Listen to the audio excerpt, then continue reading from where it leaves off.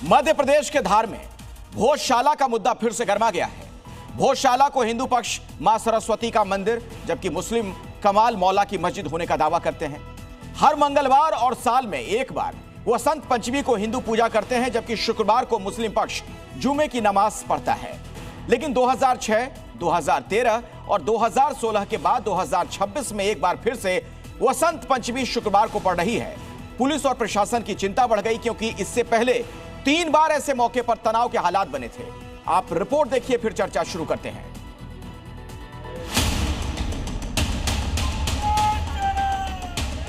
भोजशाला में बसंत पंचमी पर पूजा अर्चना के अधिकार को लेकर सुप्रीम कोर्ट में नई याचिका दाखिल की गई है। इस बार विवाद इसलिए और संवेदनशील है क्योंकि बसंत पंचमी शुक्रवार के दिन है।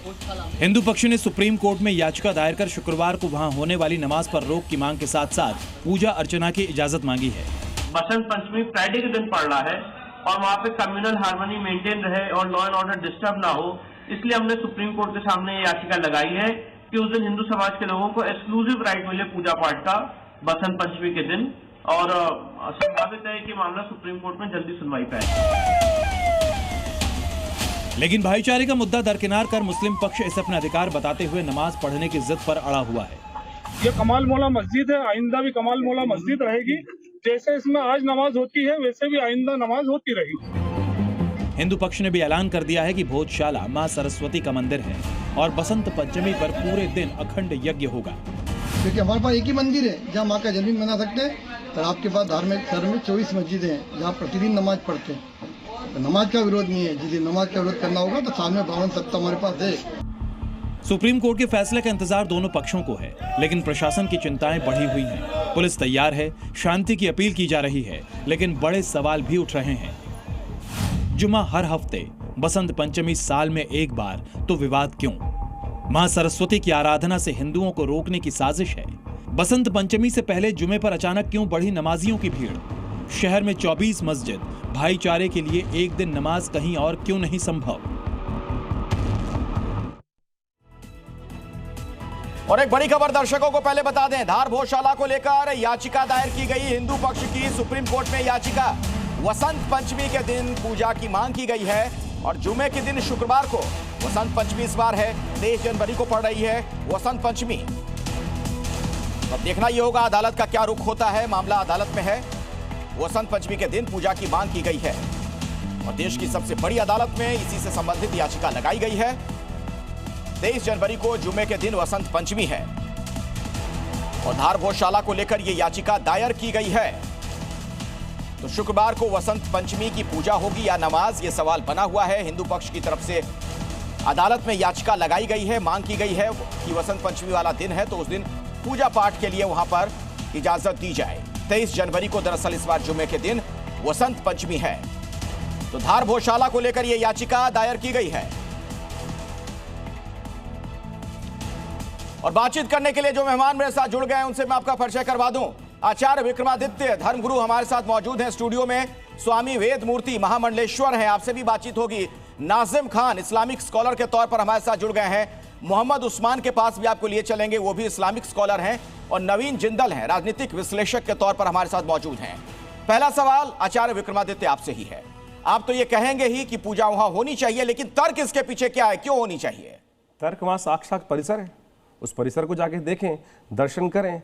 मुझे नहीं लगता यहाँ बैठे हुए कोई भी मौलाना, कोई भी हाजी साहब जो वहाँ कभी गए होंगे, कोई ऐतिहासिक तथ्य उनका रहा होगा। ज़बरदस्ती की एक गुंडागर्दी है, दादागिर्दी है कि जो मुगलों के समय पे, आक्रांताओं के समय में इस देश में व्याप्त थी। आज समय आ गया है कि भारतीयता जगाओ, सत्य जगाओ और जो जिनके ऐतिहासिक स्थल हैं उनको वापस दो। मुझे बताइए, सरस्वती जी का मंदिर जो अनादिकाल से वहाँ उपस्थित, राजा भोज तक की कथाएं वहाँ उपस्थित हैं, शास्त्र में वर्णित है। कालिदास की संरचनाओं में राजा भोजशाला जो मंदिर का वर्णन मिलता है उसके, और साथ साथ सामने प्रत्यक्ष प्रमाण। अरे भाई, आंख के अंधे तो नहीं हो ना।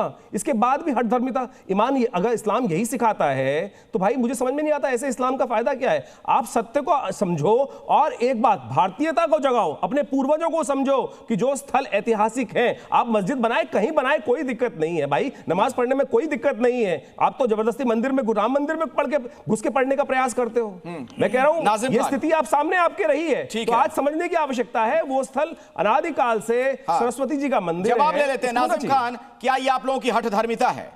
हाँ, देखिए मुसलमान के ऊपर किस तरीके का एलिगेशन लगा दिया गया भाई। देखिए वहां आचार्य जी सुन लीजिए, मैंने बड़े प्यार से आपको सुना। देख के आए हैं आचार्य जी, मैं तो पूरा भारत को देखे हुए हूँ। अरे मैं भारतीय हूँ, पूरा भारत घूमे हुए हूँ, पूरा भारत हाजी नाजिम खान की नजरों में है, दिल में बसता है। जिस जगह पे अरे आप सुन लीजिए, इस तरीके का तर्क मत दिया करें आप लोग। सामने देखो, अरे क्या दिखाना चाहते हैं?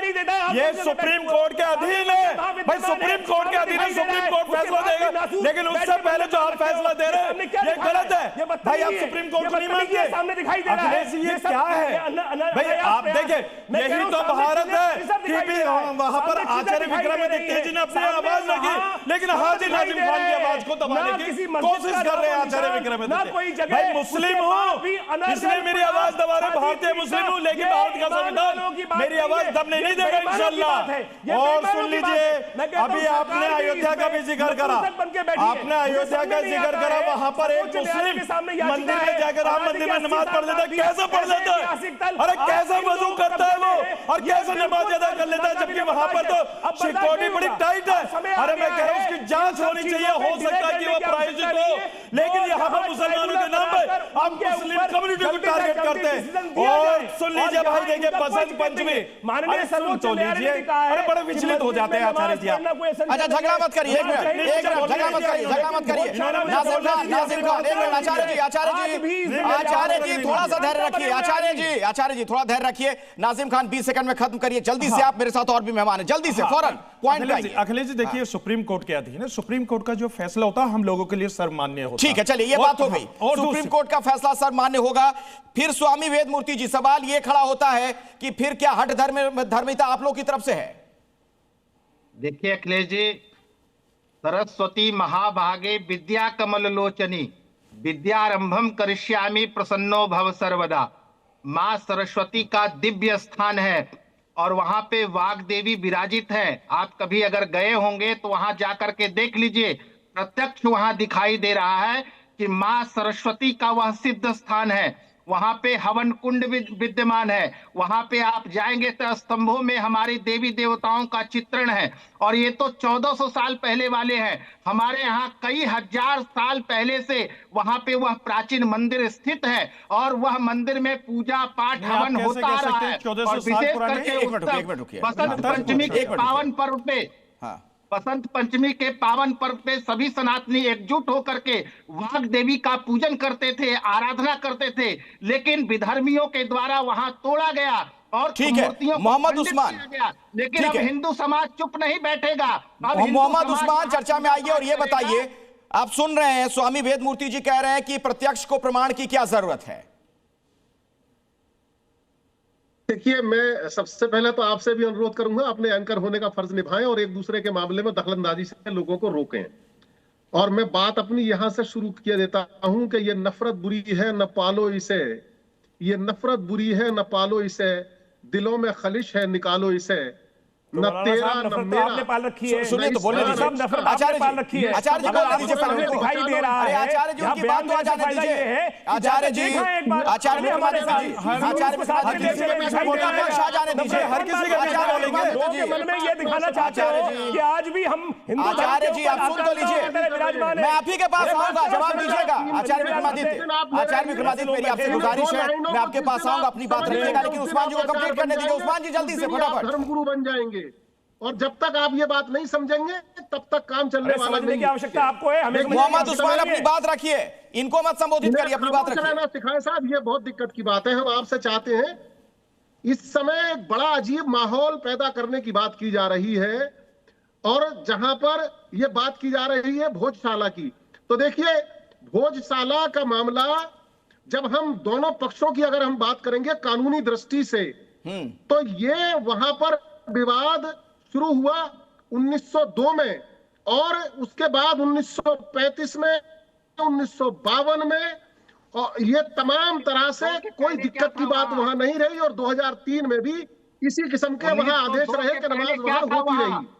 अब बचा 1700 में क्या था, 1600 में क्या था, ये विवाद किसने पैदा किया, 800 साल ये पुरानी विवाद मस्जिद है किसने ये। पैदा किया? इसका हर एक इतिहास मंदिर में ही 800 आप साल नमाज पुराना क्यों है। पढ़ना चाहते हैं? और ये हर जैसी एक व्यवस्था मंदिर में इस आप वक्त नमाज आई क्यों पढ़ना है। चाहते हैं? अच्छा नवीन जिंदल जी को मैं बहस में अब लाना चाहता हूँ। नवीन जिंदल जी, क्या बीच का कोई रास्ता हो सकता है कि कोई विवाद ना हो, माहौल खराब ना हो, सांप्रदायिक सद्भाव भी बना रहे? नवीन जी, लेकिन दिक्कत ये है कि ठीक है, आपकी बात हो गई उस्मान साहब, नवीन जी को बोलने दीजिए। अखिलेश भाई, ये जो लगातार बात चल रही है कि 800 साल पहले आकर के आक्रांताओं ने हिंदू देवी देवताओं के मंदिरों को क्षतिग्रस्त किया और उन पर उन्होंने कब्जा किया, विदित सबके सामने है। और जबकि ये बात होती है उस समय ना तो कोई पटवारी हुआ करता था ना तहसीलदार हुआ करता था। मुझे समझ नहीं आता, अगर ये चाहते, जितने औरंगजेब थे, तुगलक था, अकबर था, ये कहीं भी मंदिर बना सकते, कहीं भी मस्जिद बना सकते थे, जगह जगह पड़ी थी, पॉपुलेशन इतनी कम थी, मंदिर के ऊपर ही मस्जिद बनाने की आवश्यकता क्यों थी? या फिर जो हिंदुओं के धार्मिक स्थल है उन्हीं पर ही मस्जिद या फिर इस प्रकार की चीज बनाने की आवश्यकता क्या थी? ये तो आज भी सरकारी जमीन पर कब्जा करके अपने ये इबादत गाह बनाते हैं जो इनके यहाँ हराम है। लेकिन फिर भी मैं कहता हूं, उस समय जब ये मुगल आए उस समय देश के अंदर जगह जगह फिर भी उन्होंने हिंदू धार्मिक स्थलों के ऊपर आकर के मस्जिदें बना डाली। और अब कहते हैं कि जब हिंदू जागा एक समय के बाद, जब अंग्रेजों से लड़ाई लड़ने के लिए हमें 70 से ज्यादा वर्ष लगे, उसके बाद जब हमारी ताकत आई हमने उनसे लड़ाई लड़ी, आज हिंदू सब संगठित हो रहे हैं, उनमें ताकत आ रही है। वो कहते हैं कि हमारी बात सुननी चाहिए, उनके सुनने वाला है। जब अदालत में जाते हैं, सुप्रीम कोर्ट में जाते हैं, तो सुप्रीम कोर्ट फैसला देता है तो ये कहते हैं कि हमें ये फैसला मान्य नहीं है क्योंकि हमारे फेवर में नहीं हुआ। और जब फैसला नहीं होता तब तक कहते हैं सुप्रीम कोर्ट की बात को मानेंगे। अरे भाई, आपके यहाँ मजहब में ये प्रावधान है कि आप नमाज कहीं भी पढ़ सकते हो, जरूरी नहीं कि वहीं पढ़ो। बाहर जब आप सड़क पे पढ़ लेते हो तो कहीं भी पढ़ सकते हो। और वहां पूजा अगर हो जाएगी नाजिम खान तो क्या दिक्कत है भाई इसमें? वसंत पंचमी के दिन मां सरस्वती की आराधना करने के लिए सनातनी वहां पहुंचना चाहते हैं, क्या दिक्कत है इसमें? हाँ अखिलेश, देखिए वहां जुमे की नमाज का वक्त 1 से 3 बजे तक का, सिर्फ 2 घंटे हैं। भाई जुमे की नमाज पढ़ लेने दीजिए, किसने आपको रोका है? भाई वहां पर एक सुन लीजिए, वहां अप्रैल के अंदर 2003 के अंदर भी ऐसा ही है। अरे आपको बड़ी दिक्कत होती है आचार्य जी, तो डंडा पड़ेगा। अरे आचार्य जी आपको बड़ी दिक्कत होती है। भैया हम अपनी बात ना रखें, आप नहीं चाहते कि भारत का मुसलमान बात रखे, सच्चाई सबके सामने है, लेकिन आप लोग हमारी आवाज को नहीं दबा सकते। अखिलेश जी ये क्या चीज है, ये क्या चीज है? यानी कि हम बोलते हैं तो आचार्य जी को दिक्कत होती है। भाई सुप्रीम कोर्ट के अंदर अभी चलने दिया जाएगा, फैसला करेंगे और हमारी जुमे की नमाज इंशाअल्लाह होगी, उस हम नमाज पढ़ेंगे, शासन प्रशासन की निगरानी में पढ़ेंगे। अगर आप बसंत पंचमी में पूजा करनी है तो भाई शासन को प्रशासन आपको परमिशन देगा, किसी ने नहीं रोका। लेकिन आप लोग सिर्फ और सिर्फ नफरत का जहर बोलने की कोशिश करते हैं। सर्वोच्च न्यायालय अरे आप देश के नफरत का जहर बोल रहे हैं, बंद कर दीजिए आचार्य जी। ये देश संविधान से चलता है, गंगा जमनी तहजीब से चलता है, हिंदू मुस्लिम के भाईचारे से चलता है।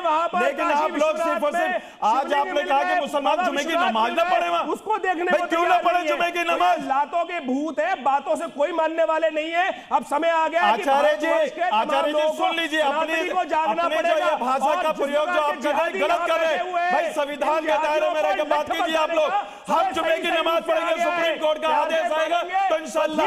और रही बात ये, सुप्रीम कोर्ट जो फैसला देगी वो सर मान ले। अच्छा आचार्य जी एक बात बताइए, आचार्य जी एक बात बताइए, नासिम खान जो बार बार कह रहे हैं कि सुप्रीम कोर्ट से जो फैसला आएगा वो सर आंखों पर, तो क्या दिक्कत है इसमें? अरे सुप्रीम कोर्ट का, मैं कह रहा हूं माननीय सर्वोच्च न्यायालय का अयोध्या का फैसला नहीं मान रहे, एक शाम बाबरी के नाम करते हैं। आने वाले अभी नवाब साहब कहते हैं कि हम आने वाली नस्लों को बताते रहेंगे कि सुप्रीम कोर्ट ने भी हमारे साथ नाइंसाफी करी। तो ये मानने वाले हैं नहीं भाई। सुप्रीम कोर्ट के फैसले का हम लोगों ने सम्मान किया था। कौन सम्मान नहीं, बताओ? अरे आचार्य जी सुप्रीम कोर्ट के फैसले का हमने सम्मान करा था, लेकिन कुछ तथाकथित लोग क्या कह रहे थे, सुप्रीम कोर्ट का फैसला कुछ भी आए मंदिर वही बनाएंगे। और हमारा समाज सारे जो भारत कब्जे करना चाहते हैं, केवल कब्जे, इनका पूरा इतिहास कब्जों से दर्ज है कि कब्जा करेंगे उसके बाद अधिकार जमाएंगे। अब कब्जा नहीं चलेगा तो आपके हथकर्मी नहीं चले, हम जो मुसलमानों को आप चैलेंज करते हैं। हमने तो हद कर दी। अरे मुसलमानों को कब तक आप दबाएंगे, ये हद है कि इतने दिन से भाई आप नहीं चलेगा देश होने के बाद भी, आपको पाकिस्तान देने के बावजूद भी। चलिए मेरे पास वक्त इतना ही था, चर्चा लंबी हो सकती थी। बहुत बहुत शुक्रिया, बहुत बहुत शुक्रिया आप सभी का आज इस चर्चा में शिरकत करने के लिए।